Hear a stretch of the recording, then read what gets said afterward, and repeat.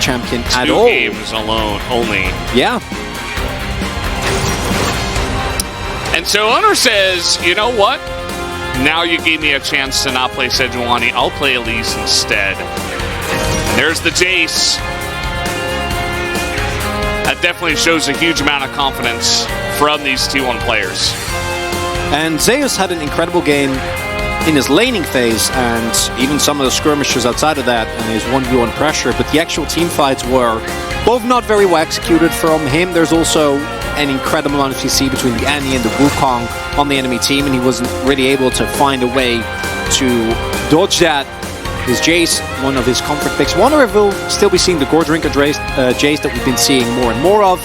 Zeri, Lulu, Sejuani for GenG. No surprises there at all. Not the most interesting turn of events when it comes to the draft, but not too surprising either. And support bans would make some sense here. Perhaps you do want to get rid of, say, a Nautilus. Soraka going to be the case instead. I'm going to give T1 that one here. Yeah, it's a way to, you know, take trades, heal through the poke damage that Lulu can have, and Zeri as well. You scale obscenely well. Yeah. Also helps. It's not a bad idea. Akali taken away. Will they just ban Sylas as well if they want to get Jovi off of comfort? I mean, he did just get POG on a Sylas again. Don't have the numbers in front of me, but it's probably a large number of POGs that have been giving to Jovi's Sylas.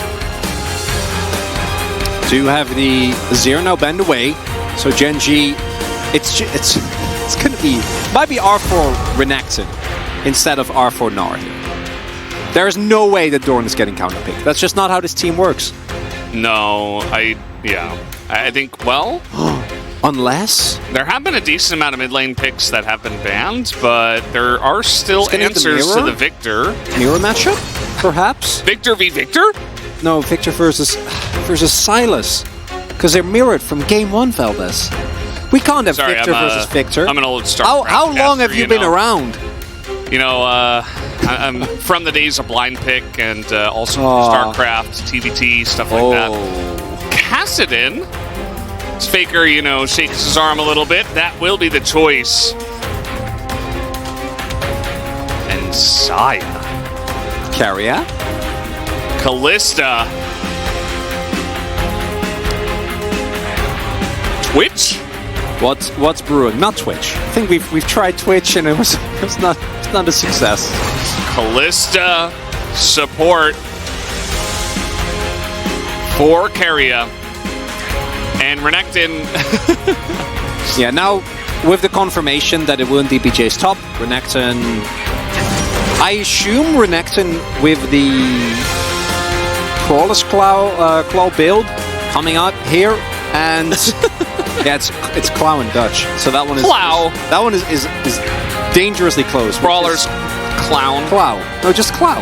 Yeah. Only one letter, two letters, I guess, off as the composition for T1 here.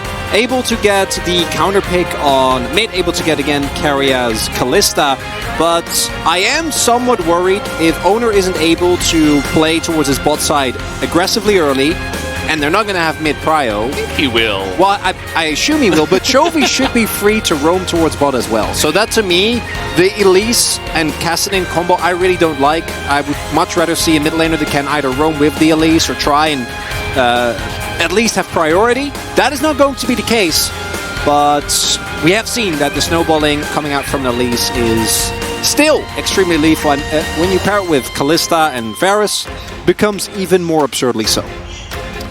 Yeah, it's very true. And whoa, that's a cool tiger. This is the tiger that catches T1. That's what it says, essentially. This is his first time coming to LOL Park. If you haven't been to LOL Park, definitely a very fun. After playing League for 12 years, so a little bit of extra context added by G-Sun. Thank you. First time, 12 years for him. It's been a long time with this game, and we are getting into game number 2 as well. As both of these teams have put on an amazing performance in game number 1, we can only hope that we get something similar in the second one.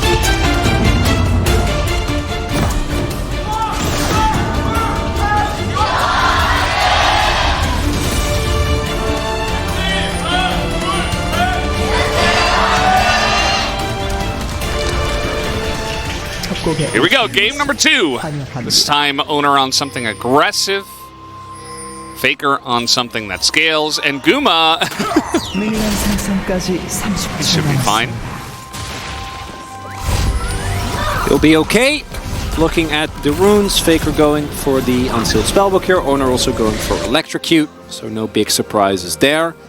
And the T1 composition does not have anything that even remotely resembles Frontline. They have a bot lane that is basically required to snowball, as Chovy is very clearly saying that you Kassadin, I might not be able to kill you, but you're also not going to be even a remote threat to me. Chovy, Merc threats, extremely high value, means that you basically are almost impossible to kill for Kassadin and Elise, so could even see that as a first back here, because starting Cole is a clear sign of, I would call it lack of respect, because of course Faker's Kassadin, we have already seen, is extremely lethal, but in terms of laning pressure, yeah, that's pretty accurate. Okay.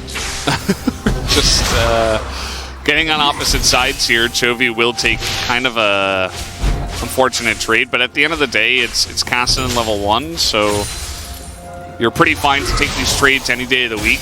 And in fact, he'll go for more. As Faker, you mentioned his lethal Kassadin. He is 3-0 on the pick. Has not lost yet. Will this be his first one, or will the undefeated streak continue for the season? Also saw the Fleet footwork come through there.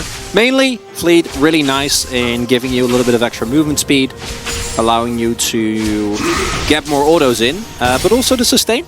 And even though it has been nerfed repeatedly, still going to be a nice little boon. And we did see the win rates for T1 on all these champions. Faker's just there dings too, which is good because it's getting in somewhat dangerous territory. Still has cookies, still has potions, still has a Doran shield. There's all this ward.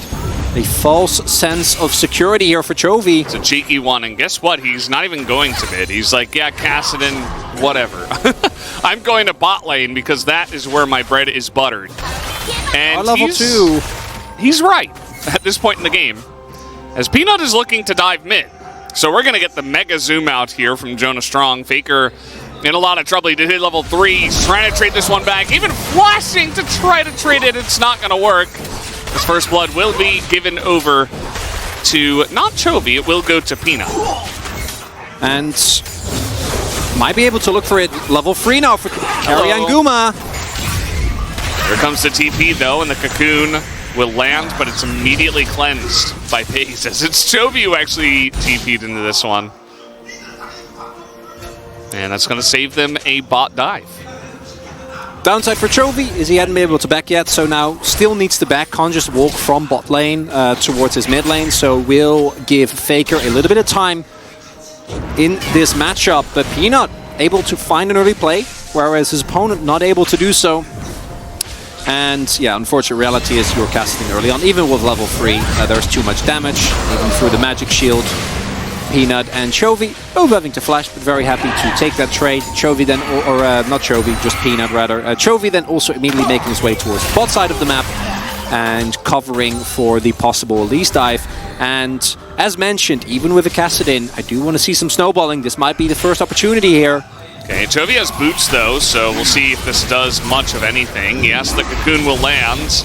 And it's more of just like a helper gank rather than actually going for a kill, as Peanut is going to be spotted by little ghost fella. And yeah, he'll just come down, clear out some wardage, and back away. Pays pretty low though as the flash comes in. Keria is looking for it. He wants the kill, but that is not actually going to work out for him. Might be enough to zone Pays off of this wave though. We do have Peanut here as well. Oh, he really wants to at the very least get the experience here, but looks like it's not going to be the case. Well, they're trying to dive on a delight here. His owner will go up. And this is a massive pierce! Goes through the two of them. T1 will force the dive by any means necessary. As now even Faker's here. Faker's level 5. He's not even level 6. No, Peanut's gone. Can't even jump. Owner is, yeah. Okay, that's going to be the end of him. Keria picks up that kill, and that is 3 on the board now for T1. Early game masterclass. After that mid lane dive and a not so successful bot lane gank, some worries perhaps in the hearts of T1 fans, but then on the re-entry we get a double kill for Guma. We get a kill for Keria as well. And Pei's already getting taken solo because of Keria's aggressive trade. And then here, oh, this arrow. Oh, the flash. Oh, can't go for that one. And even if Pei's had survived, it wouldn't have really changed that much out of the outcome. Would have been a little bit less gold for T1, but this play still would have been a resounding success. No Pei's able to catch the wave. Immediately get a kill on Peanut as well. And T1, that's the snowball you need. And that's the snowball they get double serrated Dirk now for their bot lane. And love a little bit of balance after what have been very eventful mid and bottom lanes. We have top lane just being there. They're part of the rift technically. Yeah, very different from game one where it was, you know, potential to really get imbalanced and to get Zeus really out of control, and he kind of did, but he didn't really use the lead as well as he could have. Oh, we also have two of our not as beloved Drakes already out of the way with Camtech and Ocean. It's just going to be Hextech again. I love Hextech. Hextech is my favorite Rift. I like it because we fight a lot.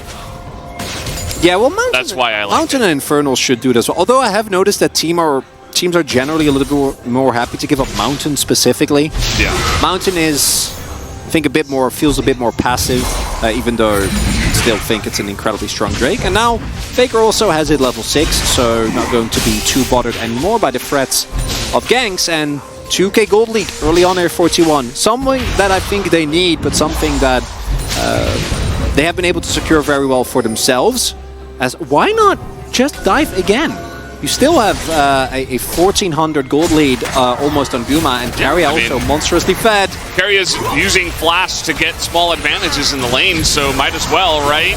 We're getting in there once again. This dive not nearly as clean as the last one. They see Peanut and they're like, well, let's take it slowly, but here is the follow-up. They reset the aggro. They're going in onto Delight, and they will be able to burst him down. The aggro, though, is onto Faker, but they can't take him down. It's another 3 kills into the pockets of T1 in bot lane. Sheepish grain on Peanut's face. What do? Die? When your opponent picks Kalista support and makes it look bonkers broken. Maybe it is. Well, Don't tell solo queue that well. That's not that's not the change that we want to see in the world. But we are gaining some primo insight as to why the Elise has been basically permanently banned. Because look at how calmly they play this as well, right? Like Owner takes the aggro on the initial one, completely fine, get some cooldowns out of the way, and then go for the re-engage. So much damage available here with those double serrated Dirks. And nothing that you can do here as GenG. Too far behind on levels, no cooldowns available, and now you have a bot lane that is completely unsalvageable. And game one was very competitive, very fun, very back and forth. I am worried that this game will not have any of that. Oh, they're actually trying to go in on this one. A bit of a 3v3, but here comes Keria trying to frontline for this one. A big shock blast into that back line, and it looks like GenG not going to chase any further into the jungle. So not only that, but actually they're looking for a bit more on the Peanut, who will have to flash away from this one. Faker still on the chase. Little bit of a ring around the rosy here. And a dabbing penguin, of course, from Peanut. Always having a good time is Peanut. Pays, yeah, with Ghostblade and Swifties. Yeah, you're not catching that guy. So, well, even if you do, I'm not even sure that you win, even with level 6 available. Now, Delight is there, and that really equalizes a lot. But yeah, I think Guma can afford to walk up this far. Carrion also there, so if they'd score, always going to be available. But this is the dream for Lethality Varus. Getting this fat means that every single play that you do generally is just going to work out expertly. Okay, he's fine. Is he? I'm just scared. He's alive. I just watch Keria play this and I just get terrified. It's just really scary. It really is. That's it. And after what we're seeing thus far, maybe 13.4 will finally put an end to it, Valdez. No, Peanut says maybe top lane. Maybe? No, well, never mind. He knows there's a ward there. He's actually going to put down one Faker. Uh-oh, he is going to have to flash here. This Faker certainly loves pushing to get as much value out of his lane as possible. Oh, early Umbral Glaive now done for Carrier. Peanut deciding the better of it. Zeus, his wave state is very, very sad. This is a sad Jace. Is going Gore Drinker again, as we have already talked about. Benefit of Gore Drinker into some of the melee matchups, like Renekton, can get a lot of value there. The extra health is nice with the resistances that you get in Hammer form. And Omnivamp, which is something that Jace really appreciates, has of course been taken off of the clips, making many an AD caster very sad. But Jace's pivot has been relatively successful thus far. As it turns out, when you have a fat bot lane, Drakes are free. So T1 just gonna snatch that one up. Unfortunately for Chovy, he has not been able to finish his Mythic at 11 minutes, even with the completed call. So he... He's just going to walk back to lane with about 7 pieces of gear in his inventory. We do have Cloud Rift this time, so not going to be that Hex Tech that we were calling for, unfortunately, as now Pays, he's just trying to play the game. Like he's just trying to farm some minions. He's not allowed to, though. Not safely. Very, very sad state of affairs for GenG. After such a beautiful game of back and forth, not the cleanest game necessarily, but a fun game. We're trying to trade here with Keria versus Delight as the supports, as Keria continuing to press the issue. Guardian going to keep them safe for now, but Owner on his way as well. Yeah. Owner, all he's got to do is just get in Peanut's face, essentially. And just try not to die. Now, Peanut has orchestrated comebacks from insurmountable deficits before, as Atlas can testify. Guma, what are you doing? He's pretty strong. And he's got some help here, as Keria is going to throw in the Fate's Call as well. Force a flash away from Chovy. It's a really long cooldown, but it's on an 80 carry, so I mean, it's probably better than Chovy's flash.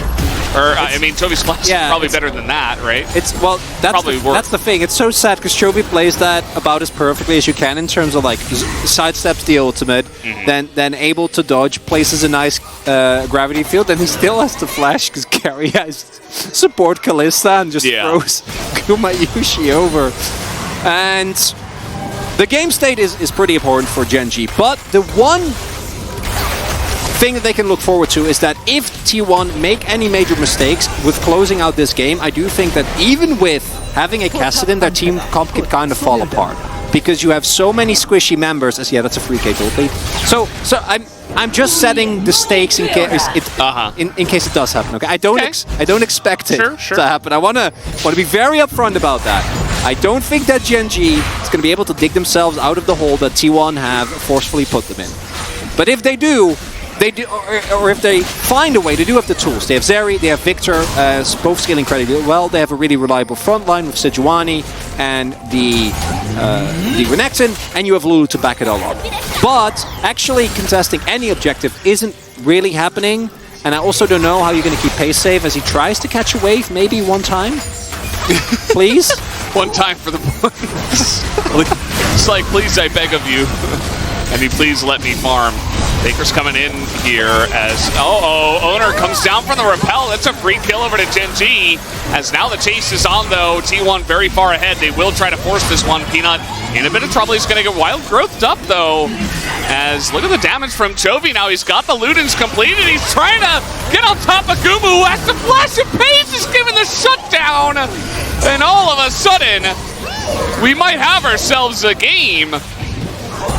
I mean, it's just the one couple of kills, but it's still a nice step forward. This is how it starts. This in and of itself, not nearly enough. Still, great game state for T1. No reason to worry. Giving over shutdowns, definitely suboptimal. Do not want to do that. Paze also able to pick up a kill. Very big. Surely they don't lose from here, Chronicler. Jovi's like, you know, I'm just gonna take this into my own hands, right? Because he's the one who sets up the play. He's the one who sets up this teleport as well. Zeus will actually flash as all of the T1 fans are like, yes! And then he dies to the laser. Owner coming on over, he's like, well, I might as well take this one. But man, the way this all starts is just, you know, the aggression actually gets punished. And this is a 4 versus 4, but so much damage goes down onto Elise, and crucially, unlike previous plays, there is nowhere to repel to. So Owner is just kind of stuck there in the middle of the pit, and then Chovy is...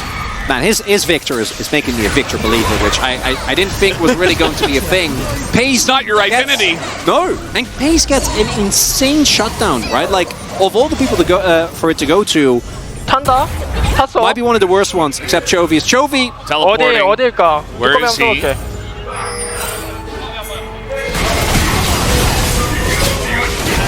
Look at his spacing too. He backs away so that Zeus can get on him.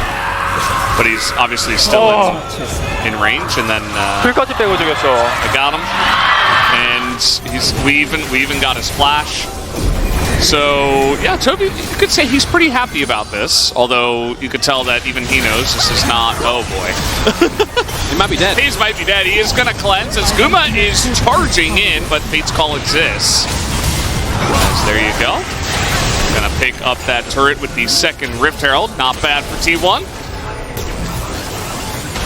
Yeah, of all the people that catch shockwaves, Doran and Peanut will not particularly care.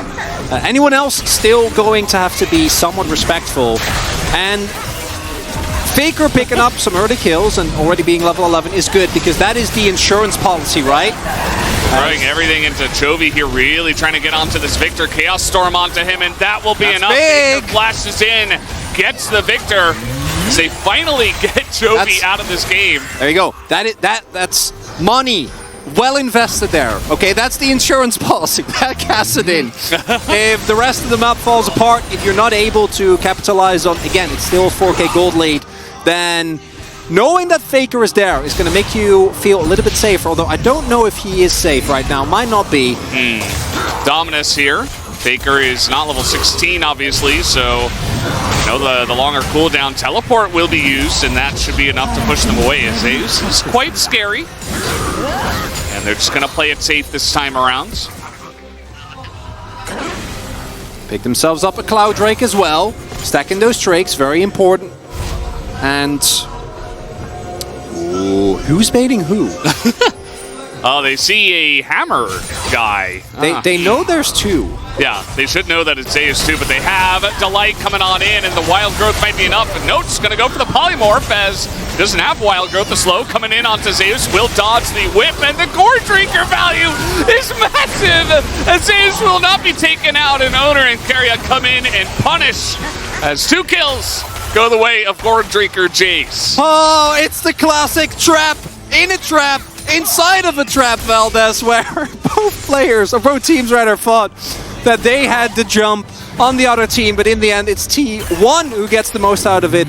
Gore Drinker Jace, we mentioned it earlier, has been a build that has been on the rise and getting genuine value out of it right there. So he's really playing towards his limits as a bit of a dangerous teleport from Faker, but gonna end up working out nonetheless. And the key thing is, while those shenanigans have been happening, and kind of the problem that GenG have been able to deal with, haven't been able to deal with at all, is that while we are getting distracted by these skirmishes and these traps, Carrier and Guma are just pushing. Like, and wave after wave goes into the turret. They get further and further ahead. They're able to pick up more and more objectives, as nice sidestep on the flail, and then the Core Drinker value comes through. Carrier and Owner perfectly in time to help out their top laner. And that might have been it. If that trap ends up working out, they get another shutdown. Could be feeling a bit better, but now everyone on T1 is monstrously fed, and we see, but we get a little dip in the gold graph, or rather in the incline. Now steeply upwards again. Yeah, T1 Faker. I mean, he's almost got his 2-item spike here. Yeah. Still needs 4 minutes for the rod, but It's fine. I mean, he also has a stopwatch, and he's level 12, so he's a little bit more time, but he is actually just a very excellent late game win condition for them as well, outside of everything that they already have on the side of T1, because, you know, we had the 3,000 gold lead for the Varus, but we also have a Jace now that's very fed, and he's also going to be having a decent amount of scaling and obviously a lot of poke in this composition. As Peanut and Doran, will they beat themselves in? Again, the answer is absolutely yes. They get torn to shreds as Peanut looks to be down as well. That is Toby picking up a little shutdown there as well as Pays. Maybe looking for a bit more himself as there is a Kassadin. Another kill as well on to Toby here. So double kill for the victor. I know Peanut had to die there, but he gave his life for the good of his mid laner. Of the colony. Yeah, sure. Haven't heard about the colony for a while. We have to ask Atlas on the space how the colony's doing, because he's usually our reporter when it comes to colony. And GenG is still 6.5k gold behind. Faker is fairly fed. Guma has been able to build up an immense item lead as well, and GenG are trying oh so desperately, but this Jace is he's actually so tanky. Yeah. Build makes a ton of sense in situations like this. Now Chovy again really trying to make his team reach the finish line, as again Peanut goes in very enthusiastically here, doesn't quite get the flail, and as a result just go down. Very unfortunate, giving more gold over to Owner, but hey, that means that he has a shutdown still. So now if you kill him again, then you can get that gold. Yeah, that doesn't surprise me at all. Toby's build as well, it is, I mean, he is just one-shotting just going people. death cap. Even players like the Jace, right, who have a decent amount of health, that has even the Merc Treads, even they are getting zapped, right? So Peanut looking to draw in a lot of attention and potentially bait them into a fight. That was him on the forefront. Now the Wild Growth, as they have so much damage, though. T1 trying to turn this one around. Keria, maybe a little bit too far forward as Toby jumps into 3 people, and no, it was just an elaborate bait the whole time. As now Pays is on the backline. Doran will get the kill, but Pays is all alone. And he will have to flash over the wall here. Faker is just hunting for people. As Peanut and Doran should be able to survive against one Kassadin who's not level 16, but a massive fight once again for T1. Oh, they're just too far behind. If Pace has a Bloodthirster there, then maybe they can win. If T1 isn't as tanky as they are, even isn't as far ahead in levels as they are, then maybe GenG can win. But T1 have been able to... Did he steal that? Yeah. Yeah, nicely done, Peanut. This initial engage looks a little bit spooky because the rest of the team isn't quite in a position to collapse, but if T1 didn't play the early game as well as they did, you can win the game here, right? This is the type of turns where you get an actual team fight victory and then play from there. The problem is, Chovy nor Pays actually have the damage to chew through these health bars fast enough. This is so tanky. Yeah. And then the exhaust comes through, right? Pays ends up going down anyway. Oh boy, here we go again. This just never ends. And Chovy's dead, so that's huge. But Pays still alive, and Guma's getting pretty low, but doesn't quite matter because T1 have 5 carries on their lineup right now. Even Keria is doing immense amount of damage here. So Peanut's going to go down. He's going to be chased through the jungle. No hope for him. That kill will be fed to Faker. And now we're just going to have a T1 brand Baron taken at 24 minutes. Unsurprisingly, T1 was able to build up an immense gold lead with this composition, and now we're seeing them reap the rewards. They're able to pick up the Baron here, 3.5 minutes away from getting themselves a soul as well. And might not be the most high-value soul, but if you're a Kassadin, you're fed, and you're getting closer and closer to level 16, you're still going to take it. Very sweet there, waiting for just a second so Guma could have a Baron buff as well, as... Yeah, if you're this far ahead, Guma is just like, guys, let's end it. It ends up dying for it immediately because he flashed over a wall. But it doesn't matter. Renekton disappeared. Yeah, and this is not even Proudest Claw. Like this is Gordrink or Renekton as well. Yeah. Right? Dorn is trying to stay alive, but not going to happen. And well, Pays' BT finished. That's nice. Chovy is still sitting on only a single needlessly arch rod, and with that Baron gone, T1 should be in a primo position to bring us to a game number 3, Veldas. Very different game from the previous one, though. Okay, well, the fun never ends as Guma is being baited in a little bit. You see Carrion nearly dies, and now teleports used. As both teams, just never-ending fights as they throw a lot into Peanut, though.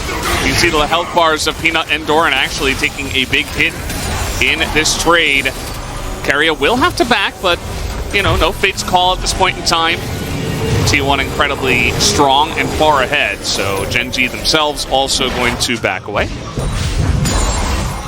And the existence of Carrier as a Kalista support really helps with enabling... Oh, we're about to go there. 16 out of 16. Monka clock. There we go. Oh boy. Well, go next. Well, cashing out there. We did it. Okay, we're good. We have 4 people destined to get Faker to where he needs to be, and now Faker is there. He's level 16. Has his 2-item power spike. Lulu's pretty good into Kassadin, I hear. In a normal game state, yeah. You can, like, polymorph him, right? Yes. Should be fine. Sure. No problem at all. Chains will be used. I think Peanut is purposely just kind of running in the front, trying to bait out a bunch of stuff, trying to help trade, and well, it's not really helping. They're getting the cooldowns, but it's not... Yeah. It doesn't create... It's because 5 people have cooldowns, and Faker's not even there, so... Yeah, this one feels pretty done and dusted. Game number 2, T1 got a pretty massive early lead with all those bot guys as Guma just kind of laughed in the face of GenG this time around. As the chase is on. Wow, he actually just, he just dies to another arrow. And these guys are just falling apart. Down they go, T1, the slow and steady push with the Baron buff. They've only got 15 seconds left, but I think that's 15 seconds too many. Probably don't even need it at this point. As the poke is huge, the chains go in, Faker goes in as well, and nothing is going out. They are all in under the turrets. Pays desperate to do something with the wild growth underneath this turret and underneath this Nexus, but the damage is just too much. Faker, oh, okay, they gotta hit the Nexus actually. That was a little bit scary there, lots of low health bars.